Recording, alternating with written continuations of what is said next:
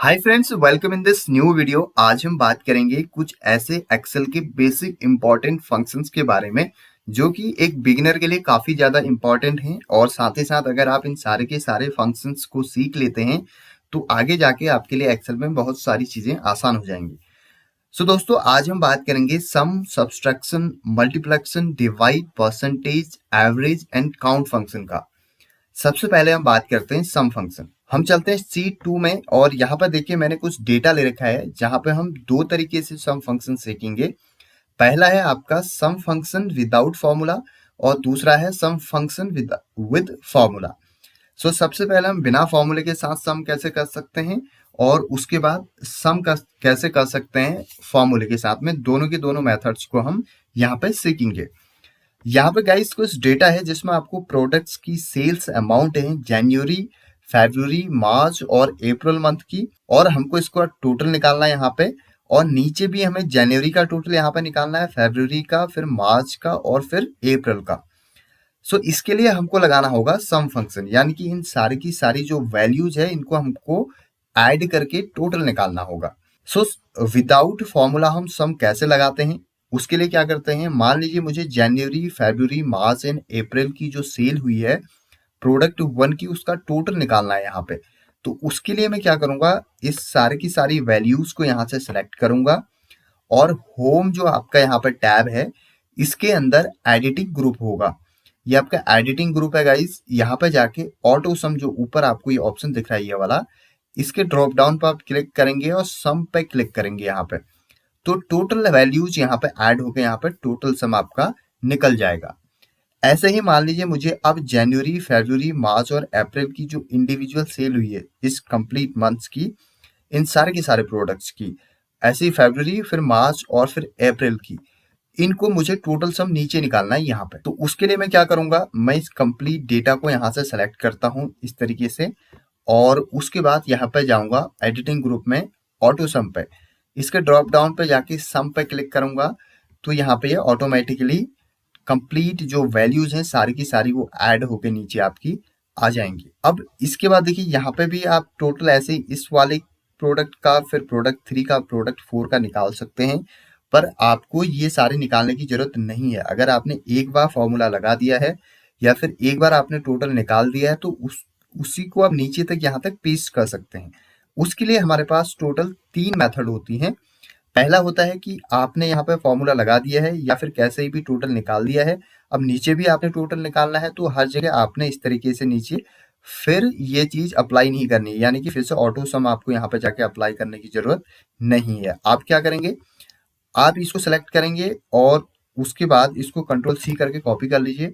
नीचे की जितने भी ब्लैंक सेल्स हैं इसको आप सेलेक्ट कीजिए और कंट्रोल वी कर दीजिए।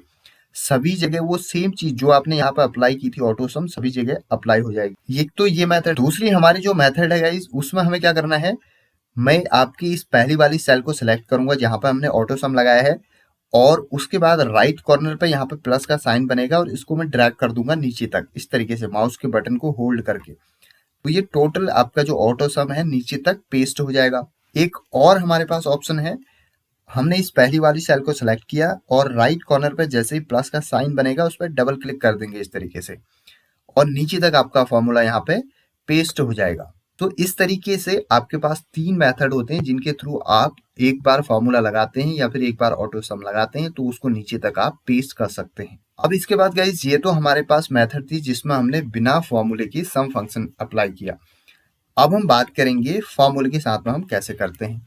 मैं इन वैल्यूज को यहाँ से डिलीट कर देता हूँ और यहाँ पे अब मान लीजिए हमको टोटल निकालना है विद फॉर्मूला, यानी कि फॉर्मूले के साथ में। तो हमेशा जब आप एक्सेल में फॉर्मूला स्टार्ट करते हैं तो वो इक्वल्स टू से स्टार्ट होता है।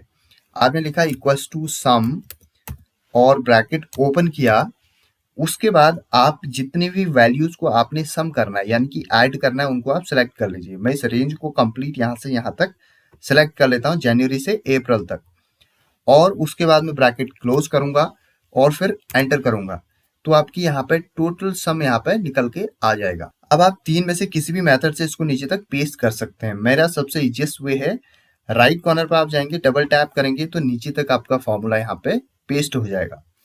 अब ऐसे ही हमको यहाँ पे भी टोटल निकालना है सम। तो मैं यहाँ पे भी फॉर्मूला लगाता हूँ। मैं लिखता हूँ equals to sum it open, और उसके बाद इस कंप्लीट रेंज को हम सिलेक्ट कर लेंगे जनवरी मंथ की, और ब्रैकेट क्लोज करेंगे और एंटर करेंगे। तो आपको यहाँ पे टोटल ये जनवरी मंथ का सम निकल के आ जाएगा। अब इसको आपको राइट की तरफ इस तरह से ड्रैग करना है, तो राइट पे क्लिक करके आप इसको ड्रैग कर लीजिए माउस बटन को होल्ड करके, तो ये यहाँ तक कंप्लीट आपका पेस्ट हो जाएगा। तो इस तरीके से आपका टोटल आपने यहाँ से जनवरी मंथ का भी निकाल लिया, और इस तरीके से आपने प्रोडक्ट वन की सारे के सारे मंथ्स की टोटल सेल भी आपने यहाँ से निकाल ली। अब जो आपका ये लास्ट वाला टोटल यहाँ पर निकल रहा है, इसमें आप इन सारी की सारी वैल्यूज का टोटल भी यहाँ पर निकाल सकते हैं, या फिर इन सारी की सारी वैल्यूज का टोटल भी यहाँ पर आप निकाल सकते हैं। सो दोस्तों, ये था हमारा सम फंक्शन, जिसमें हमने फॉर्मूले के साथ और बिना फॉर्मूले के साथ सम फंक्शन को कैसे अप्लाई करते हैं उसके बारे में सीखा।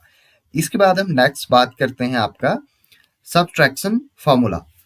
सब्ट्रैक्शन में क्या होता है, देखिए वैल्यूज को आपस में माइनस करना होता है। सेम इक्वेशन जो आपकी मैथ में होती है, यानी कि यहाँ पे कुछ डेटा है जिसमें आपके मंथ्स हैं, और यहाँ पे ग्रॉस सैलरी है और टैक्स है।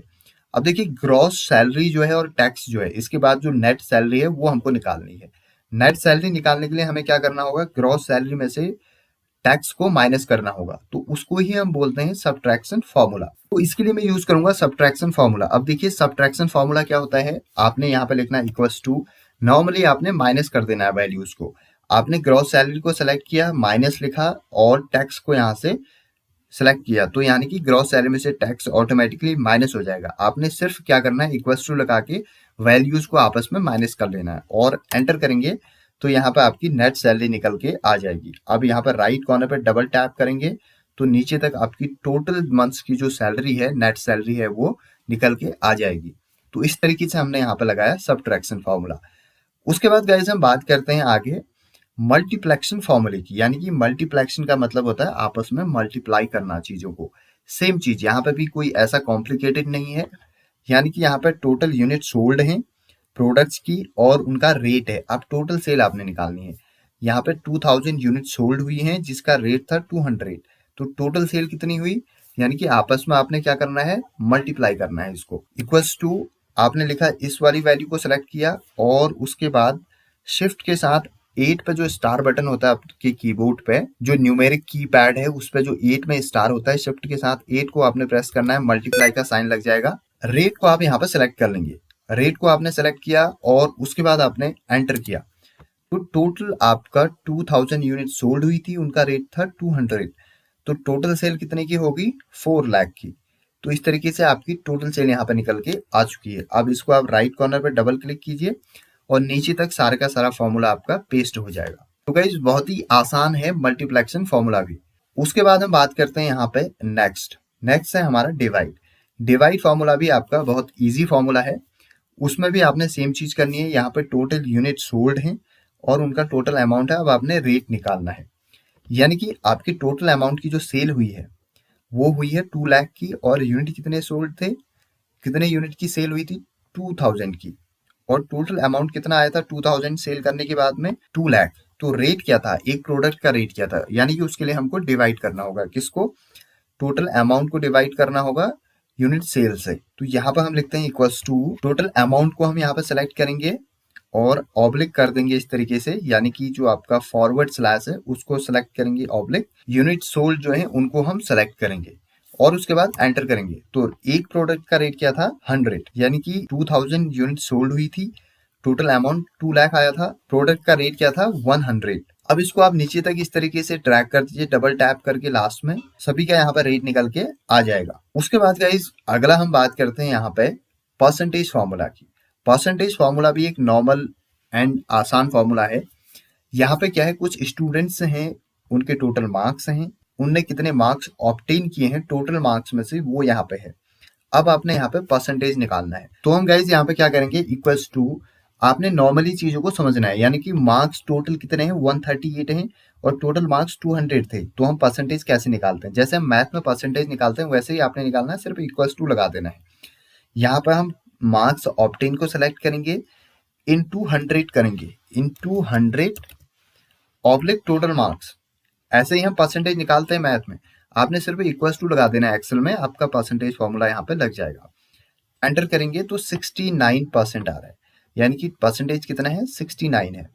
आपने क्या किया इक्वल्स टू जितने मार्क्स आए थे उनको 100 से आपने मल्टीप्लाई किया और टोटल मार्क्स से उसको डिवाइड कर दिया, तो यहाँ पे आपका परसेंटेज निकल के आ चुका है। सेम कैलकुलेशन जैसा कि हम मैथ्स में करते हैं वही यहाँ पे आपने करना है, सिर्फ इक्वल्स टू लगाना है। उसके बाद यहाँ पे आप राइट कॉर्नर पर डबल क्लिक करेंगे तो आपका टोटल परसेंटेज नीचे तक आ जाएगी। अब इसके बाद हम गाइस बात करते हैं अगला फंक्शन, वो है आपका एवरेज फंक्शन। अब देखिए एवरेज फंक्शन में क्या होता है, आपने एवरेज निकालना है, यानी कि यहाँ पे कुछ एम्प्लॉयज की सेल्स डेटा है जिसमें आपका Q1, Q2, Q3 and Q4 है। अब आपने यहाँ पे एवरेज निकालना है। एवरेज आप इस तरीके से Q1 का कंप्लीट एवरेज भी निकाल सकते हैं और सारे के सारे क्वार्टर्स का भी यहाँ पे एवरेज निकाल सकते हैं। सबसे पहले हम बात करते हैं, यहाँ पे निकाल के एवरेज देखते हैं। इक्वल्स टू एवरेज फंक्शन लगाना है आपने डायरेक्टली, हमारे पास एक एवरेज फंक्शन होता है। आपने एवरेज यहाँ पे लगाया, ब्रैकेट ओपन किया और उसके बाद आपने रेंज सेलेक्ट करने के बाद ब्रैकेट क्लोज किया और एंटर कर दिया, तो आपका यहाँ पे एवरेज वैल्यू निकल के आ चुकी है। अब इसको नीचे तक आप इस तरीके से ड्रैग कर दीजिए। इसको हम फिलहाल यहाँ पे छोड़ देते हैं और इसी तरीके से आप इस कंप्लीट Q1 में एम्प्लॉयज की जो एवरेज आपकी सेल हुई है उसको यहाँ पे भी निकाल सकते हैं। आपने इक्वल टू लिखा और एवरेज लिखा और ब्रैकेट ओपन किया, आपने सिर्फ ये रेंज सेलेक्ट करनी है जिसका एवरेज निकालना है और ब्रैकेट को उसके बाद क्लोज करना है और एंटर करना है, तो यहाँ पे भी आपका एवरेज निकल चुका है। अब इसको आप राइट में इस तरीके से ड्रैग कीजिए तो एवरेज आपका निकल के आ जाएगा। अब देखिए ये तो है आपका फंक्शन के थ्रू हम एवरेज कैसे निकालते हैं।